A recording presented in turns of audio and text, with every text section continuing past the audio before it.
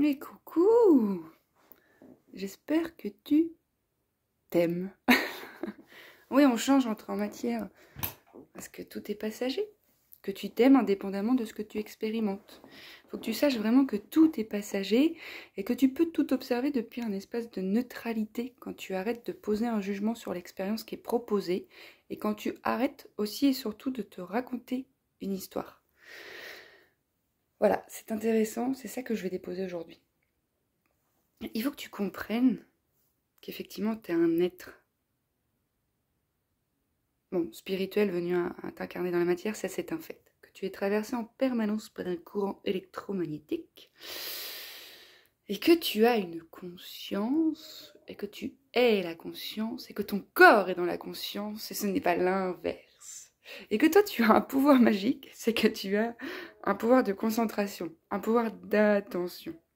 C'est-à-dire que, on va dire que tu es une frontale. Voilà. Et en fonction de là où tu regardes avec ta frontale, eh ben tu vas te brancher. Tu vas te brancher, c'est-à-dire que là, je vais pas me brancher sur le mur parce que tu vas plus me voir. Mais tu te branches et du coup, tu vas télécharger les informations concernant le mur et tout ce qu'il y a derrière le mur.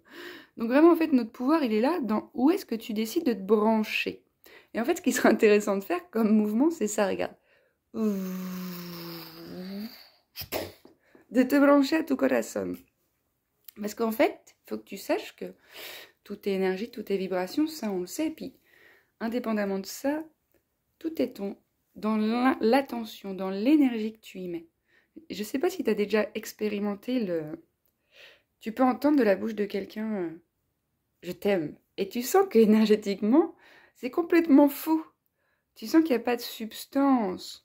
Comme tu peux entendre de la bouche de quelqu'un je suis désolée, je t'aime pas. Je vais devoir partir et te laisser. Et tu sens que c'est pas vrai, que c'est pas raccord à son énergie, mais pour autant, il y a des distorsions dans le dedans qui font qu'en fait, entre le son de cloche là, qui est dans l'unité, qui est source de complétude, ou le grand tout, le un, donc l'entièreté du collectif, de tout ce qui existe, est pris en considération et aimé. Et bien des fois, il y a des petites distorsions qui s'opèrent et qui font que, plutôt que de ça fait et en fait, là, dans ce cerveau sont bloquées plein de croyances qui font qu'en fait, si on s'identifie à ces croyances et qu'on continue de se brancher dessus, on les nourrit. Donc c'est vrai qu'en fait, même quand tu racontes ton histoire passée et que tu te dis... j'ai pas mis mon truc... Ah oui. Quand tu te... Vraiment, moi, ce que j'observe, c'est que le dialogue intérieur, qui devient le dialogue extérieur, est un magnifique révélateur sur la façon dont les gens s'aiment. Moi, j'ai un ami là qui m'a écrit dernièrement pour me dire ça va pas du tout, je fais rien dans ma vie, de toute façon, je suis nulle, je suis qu'une merde, c'est toujours pareil. Wow. Qu'est-ce que tu te racontes comme histoire? C'est pas toujours pareil, là c'est ce que tu expérimentes, mais ce qui va générer de la souffrance dans cette expérience, c'est que visiblement tu ne veux pas expérimenter ça, alors que c'est ce qui est proposé. Et du coup, en fait, quand tu restes pas à l'intérieur de cet espace en lui offrant plein d'amour, il y a une partie de toi pour qui je suis une merde et je fais rien est réelle. C'est horrible de penser ça. Donc est-ce qu'il est possible pour toi d'accueillir cette partie de toi en interne, de la ressentir, de pacifier le discours intérieur en mode je te vois, je te sens, je sais que c'est ta vérité, mais ce n'est pas la mienne. Et moi je t'aime dans cet espace-là et je comprends la difficulté qui est là, mais en fait cool, on a le temps, il n'y a pas de timing, il y a juste un apprentissage à faire qui est celui de s'aimer. Et plus tu vas résister à l'expérience qui t'est proposée, plus tu vas la renforcer. Donc en fait, quand ce qui t'est proposé, c'est de donner de l'amour à une partie de toi qui est en extrême souffrance, et que cette partie de toi qui est en extrême souffrance s'exprime en mode « je suis qu'une merde, je m'aime pas, j'y arriverai pas », quand cette partie de toi, elle n'est pas écoutée, et qu'en plus tu la juges comme étant quelque chose qui ne devrait pas être, tu renforces le phénomène de séparation et tu ne peux pas passer à autre chose. Ce qui t'est demandé, c'est de cultiver l'amour de soi pour donner suffisamment d'amour à cette partie de toi pour qu'en fait elle puisse s'exprimer mais ne pas driver la barque intérieure. Ok, je te vois, Ok, je sais que tu es là. Maintenant, je décide de ne pas cautionner ton discours intérieur. Alors, je ne vais pas te juger sur la façon dont tu parles. Par contre, je vais t'aimer suffisamment fort pour te dire qu'en fait, ce que tu dis, bah, c'est de la merde. Donc, ta gueule, avec beaucoup d'amour. Et ce ne sont là que des opportunités pour savoir comment tu t'aimes. Et moi, le pote en question qui me dit, ben non, mais c'est toujours pareil. Je dis, mais en fait, c'est terrible parce que la façon dont tu te traites atteste qu'en fait, tu n'as pas suffisamment d'amour de toi. Il n'est pas encore suffisamment développé pour pouvoir passer outre et pour pouvoir nourrir cette partie de toi et la transformer. Et en fait, c'est fou parce que moi, je vois bien que la plus grande des souffrances, c'est de dire non à ce qui est proposé. Moi, là, par exemple, ça fait 1 semaine que j'expérimente dans le corps des sensations de grippe. C'est-à-dire que j'ai la colonne vertébrale qui est prise dans du ciment, que j'ai chaud, que j'ai froid, que j'ai des courbatures et que j'ai un tonus musculaire. Bah, qu'est-ce qu'il est? Et puis, bah, j'ai l'estomac aussi qui est un peu en friche. Est-ce que je juge cette expérience? Non. Est-ce que je cherche à en connaître la source? Non plus.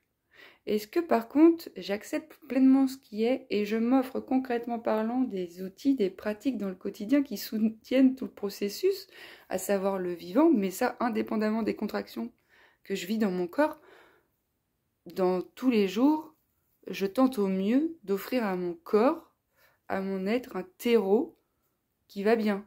Donc il y a la méditation, il y a du mouvement, il y a de la danse, il y a une bonne alimentation, il y a un bon sommeil. Et ça n'empêche en rien d'expérimenter certaines choses dans le corps. Est-ce que pour autant ça veut dire que j'ai pas compris quelque chose, ou que je digère mal quelque chose, ou qu'énergétiquement il y a quelque chose qui est Peut-être. Mais je nourris pas tout cet espace. Je laisse faire, en observant, de façon neutre. Et ça ne m'empêche pas de faire plein de trucs, hein. Mais ce qu'il y a, c'est que il y a trop peu de gens qui cultivent l'espace intérieur et qui s'identifient à tout ce qui est proposé.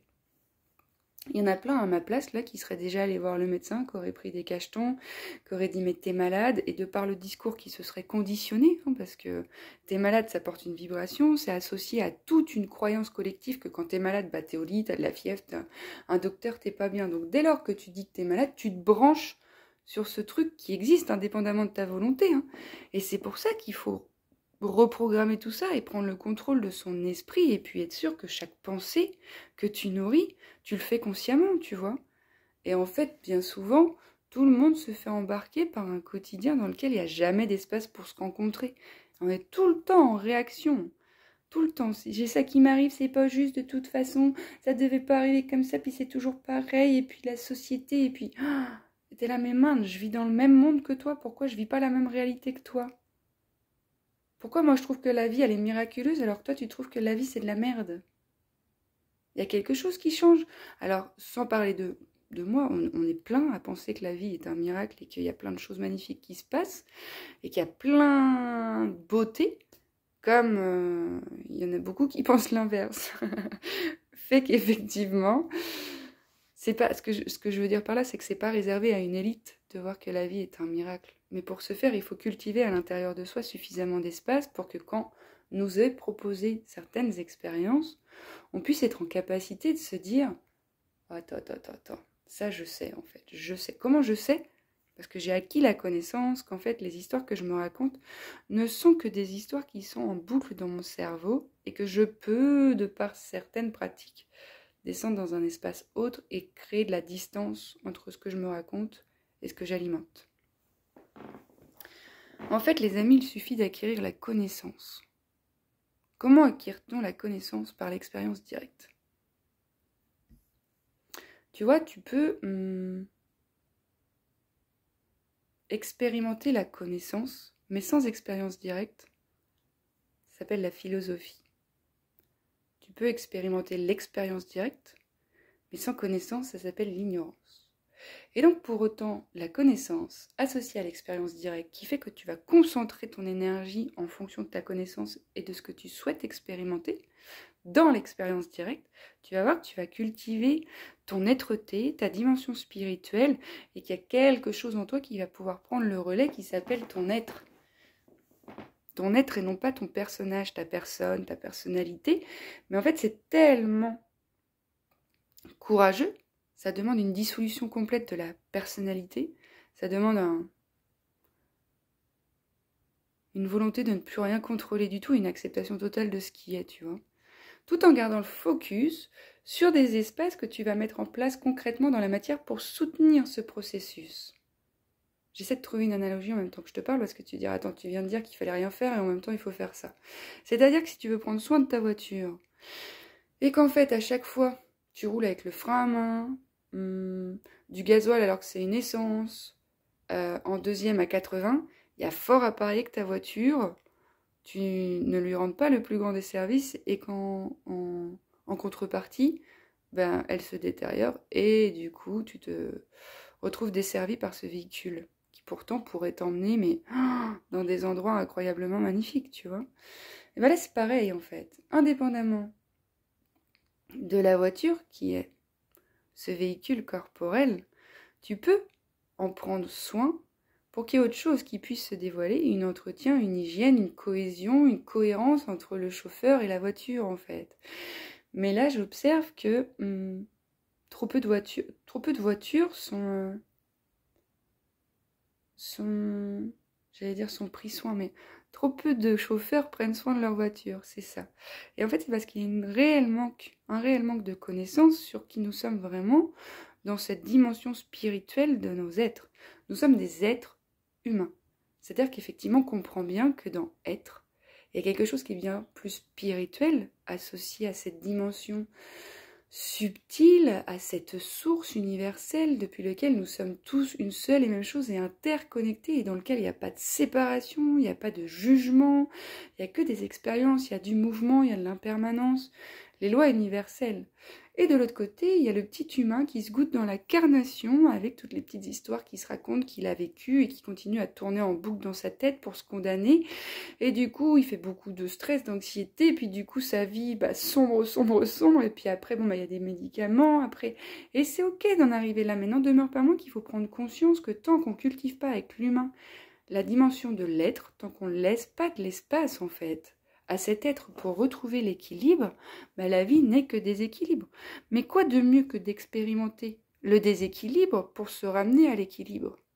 Quoi de mieux que d'expérimenter ce que nous ne sommes pas pour faire l'expérience de ce que nous sommes? Tout ça, ce ne sont que des cadeaux et des tremplins. Et je vais vous partager autre chose hier parce que j'étais en séance avec quelqu'un et puis là, cette personne-là, elle a un objectif, elle veut s'affranchir de certaines choses, elle veut arrêter d'être asservie par les histoires, par le jugement, par tout ça, puis elle vise vraiment un être spirituel incarné. Sauf que j'observe que depuis l'espace d'expérience terrestre qui est assez courte, parce que c'est une jeune personne, il y a une espèce de contrainte dans cette quête qui fait qu'il a expérimenté la frustration à travers un cours de musique où il a répété pendant plein de fois, et là c'était un truc facile à faire et il s'est craqué. Et du coup, c'était incroyable parce que la façon dont il s'est traité après cette expérience, c'était pas du tout relatif à l'être spirituel, qui, l'être spirituel dans son entièreté, accepte tout. Même sa non-spiritualité. Donc quand il me dit « Ouais, j'aurais pas dû ressentir ça, j'ai ressenti de la colère, je suis trop con, je suis... » Mais pourquoi t'aurais pas dû ressentir de la colère? Je comprends pas. En fait, tu ressens de la colère parce qu'indépendamment de ce chemin dans lequel tu t'en vas, tu refuses d'en être là où tu es et tu veux déjà être à 3 km plus loin. Mais en fait, comprends que pour aller à 3 km plus loin, il faut accepter pleinement ce qui est là et le vivre pleinement pour continuer à faire vivre le mouvement. Si tu t'opposes déjà à ce qui est proposé ici et maintenant et que tu mets un stop en mode « je devrais pas vivre ça », tu te sépares de ce réceptacle et du coup, tu vas pas pouvoir arriver unifié à 3 km plus loin. Et de là, il y a de la frustration qui arrive, il y a de la déception, il y a « je suis trop con », alors qu'en fait, tout ça, ce ne sont que des expériences pour te faire vivre certaines choses. Et là, quoi de mieux que cette expérience pour s'apercevoir qu'en fait, tu manques clairement de compassion sur ce chemin. T'es parti dans une quête égotique qui te fait penser et croire qu'être sur ce chemin, ça veut dire « je ne m'énerve plus jamais, je contrôle tout, et j'ai tout le temps », un espèce d'état équanime où rien ne m'atteint. Visiblement, c'est pas le cas. Donc, qu'est-ce que tu fais? Est-ce que tu peux accepter que ce soit pas le cas et puis continuer à regarder dans cette direction et te recevoir avec beaucoup de compassion sur le fait que tu en es là?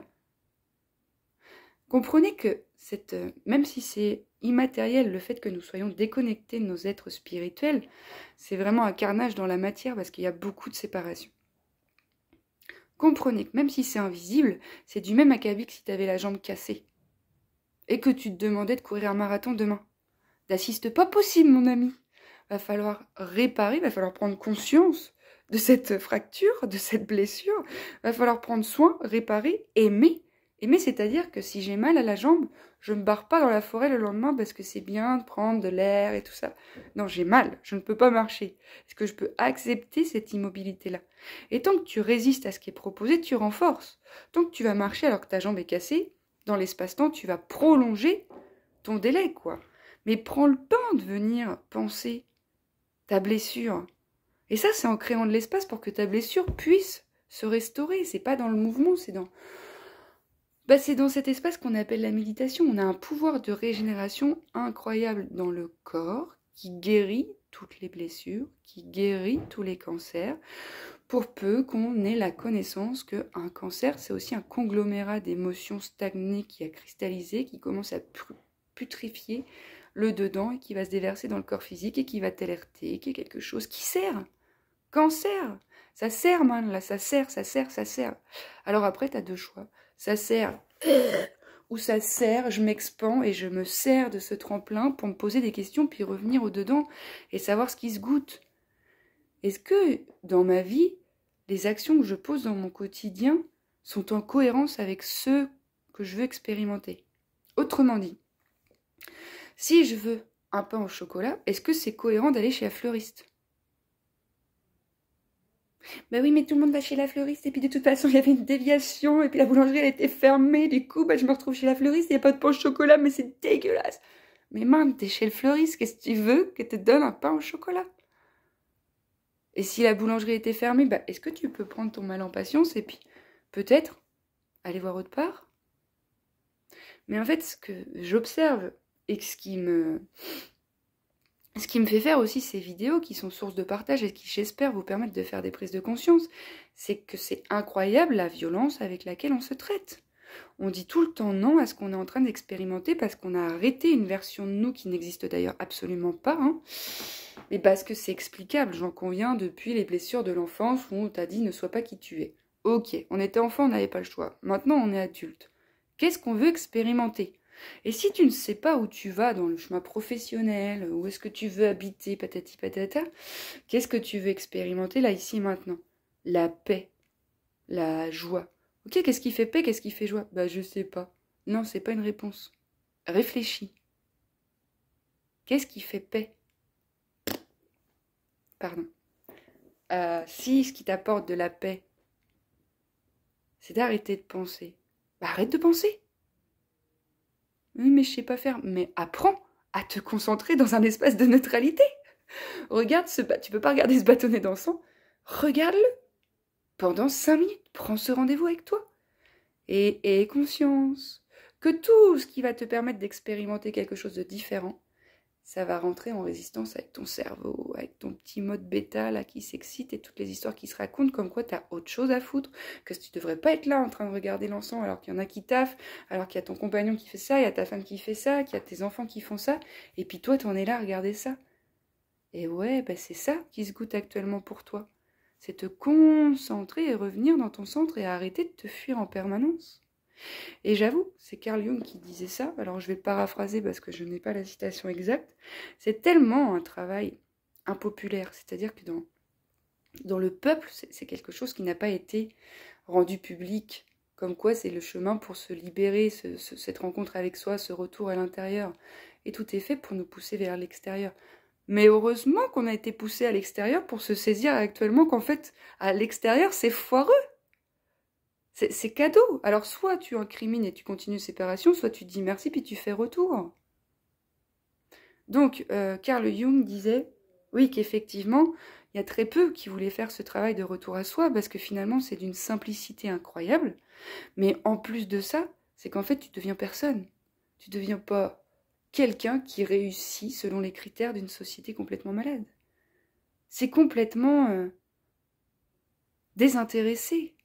C'est pour offrir sa couleur au monde, parce que rappelle-toi, je te l'ai déjà dit, mais tu es une pièce unique sur un puzzle de 8 milliards.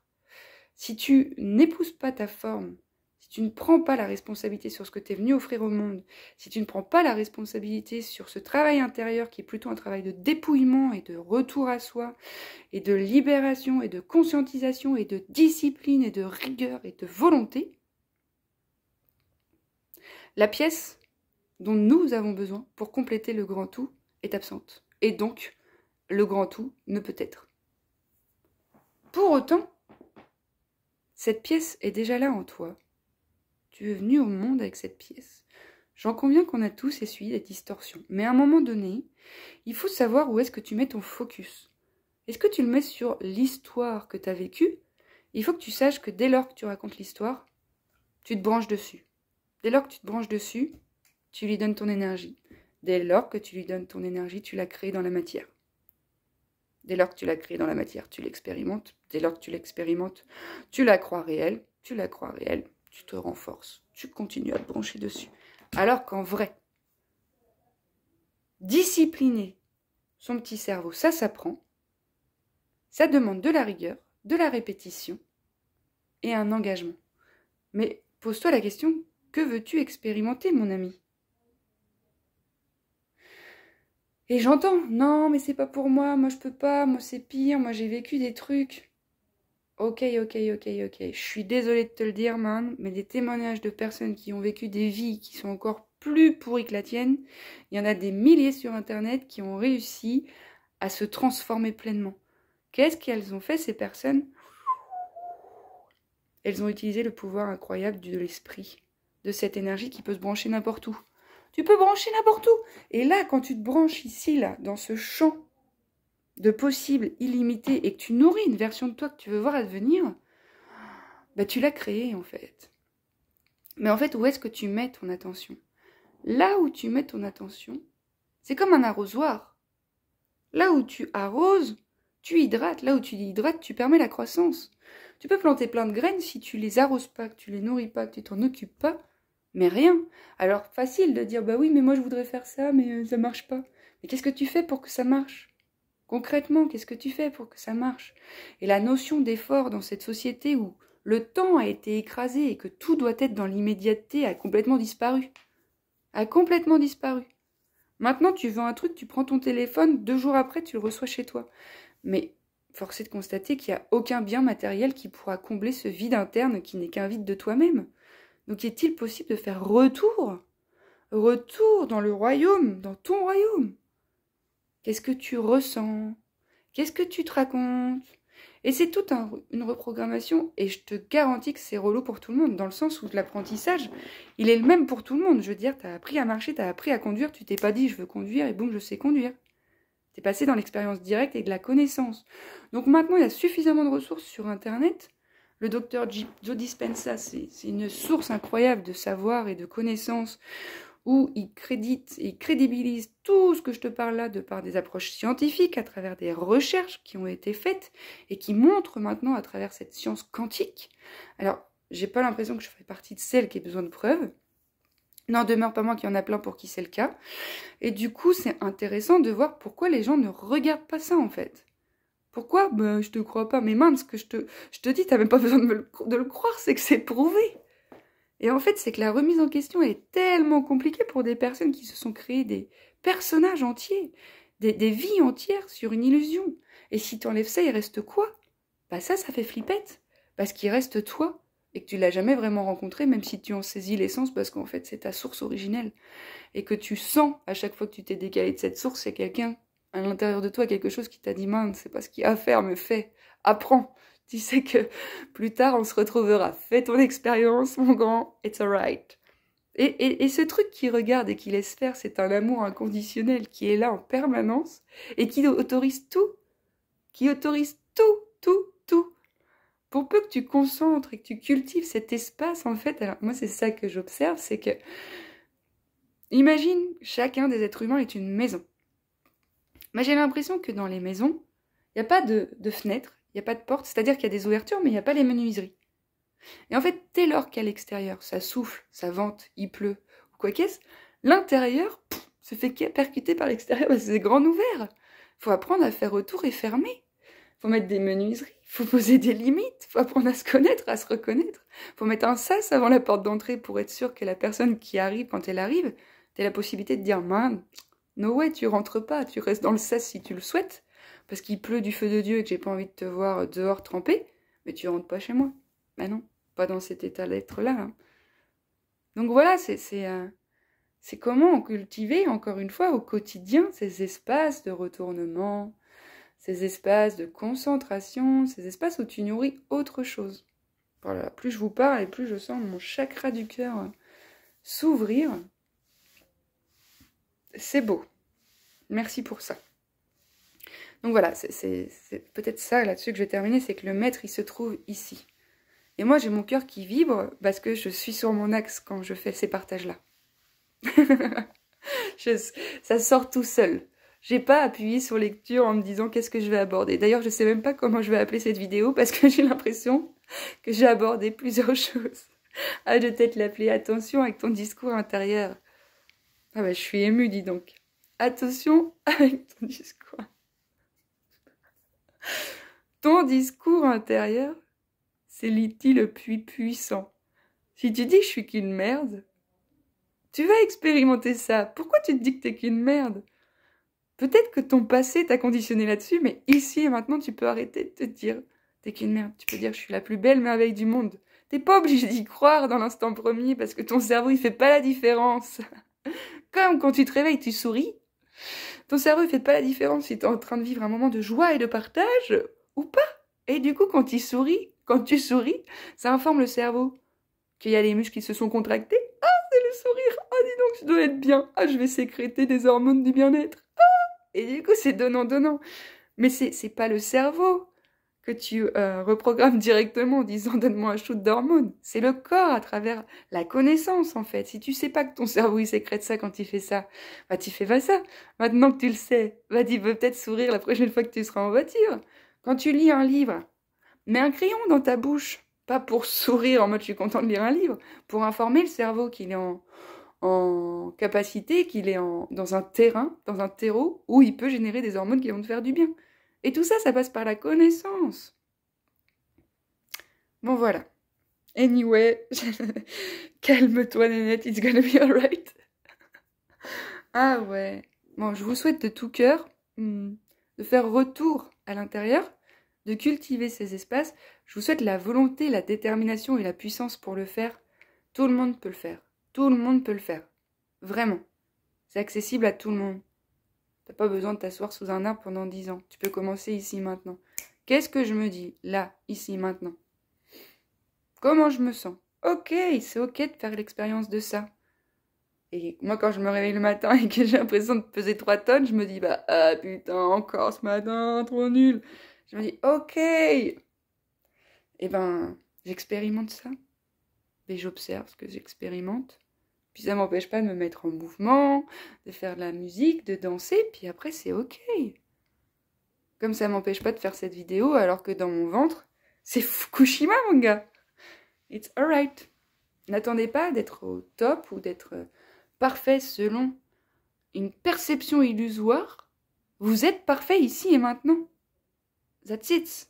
C'est juste ça quoi, faut juste se rappeler à ça. Je vais m'arrêter là-dessus.